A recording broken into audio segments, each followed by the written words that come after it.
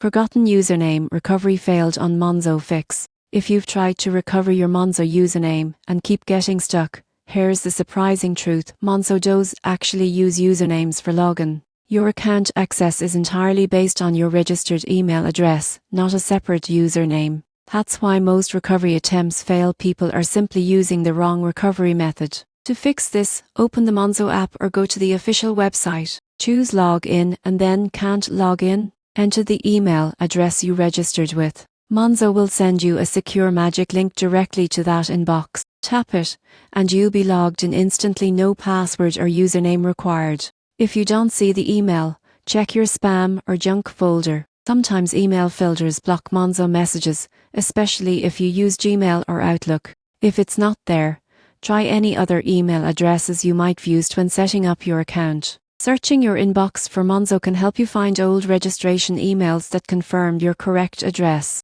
If you've changed your email or lost access to it entirely, contact Monzo support through their website. Provide your full name, phone number, and recent transaction details. I'll use that information to confirm your identity and restore access. Most people get this wrong because they expect a username recovery form like older banking systems, but Monzo is built differently.